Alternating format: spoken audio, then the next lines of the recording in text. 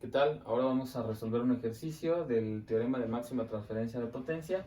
En el ejercicio se nos pide calcular la resistencia L de tal forma que esta resistencia absorba la máxima potencia del resto del circuito.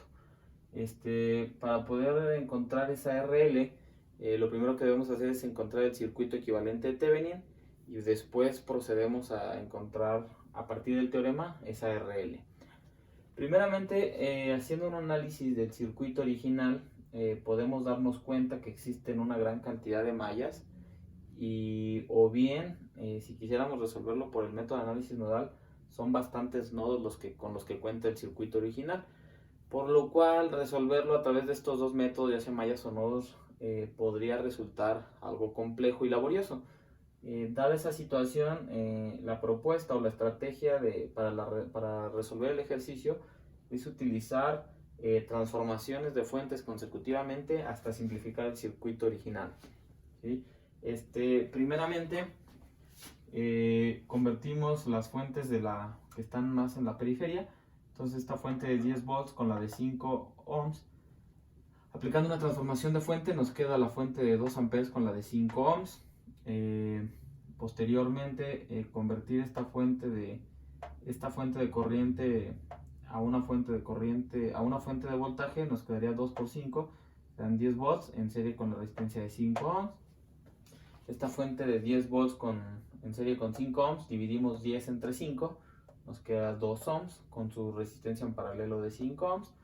Esta fuente de 2 amperes con la resistencia de 5 ohms, multiplicamos y nos queda una fuente de 10 volts en serie con la resistencia de 5 ohms. Es importante observar las polaridades cuando hagan la transformación, sean cuidadosos. Si la corriente va en este sentido, la fuente debe de quedar considerando la convención de que la corriente se dirigiera de menos a más, ¿sale? Posteriormente nos queda este circuito. Vamos a proceder a simplificar las resistencias. Estas dos están en paralelo. Simplificamos estas dos en paralelo y posteriormente convertimos la fuente de corriente en paralelo con la simplificación de estas dos a una fuente de voltaje y nos quedaría 2 por 2.5, que serían 5 volts, en serie con su resistencia equivalente. Estas dos se quedan iguales, ya no se pueden simplificar, y esta se hace algo parecido que del lado izquierdo. Quedaría una resistencia equivalente de 2.5 ohms en serie con la fuente que resulta de multiplicar 2 por 2.5, que son 5 volts.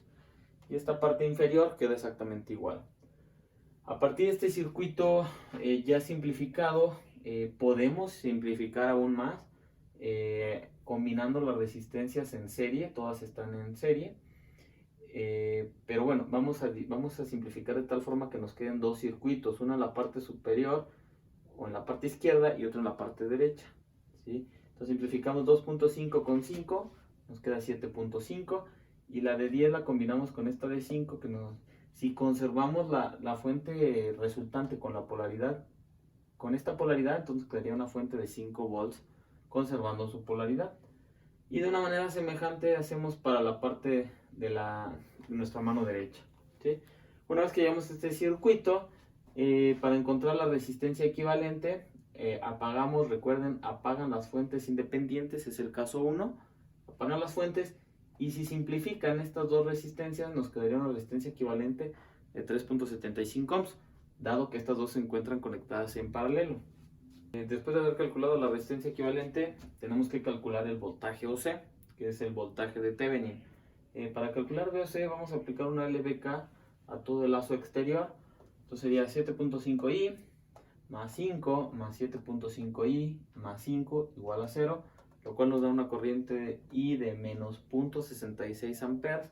Y conociendo la corriente I, aplicamos ahora una LVK, pero solamente en la parte superior del lazo para considerar VOC. Sería 7.5i más 5 menos VOC igual a 0, lo cual nos daría como resultado un valor de VOC de 0.05 volts.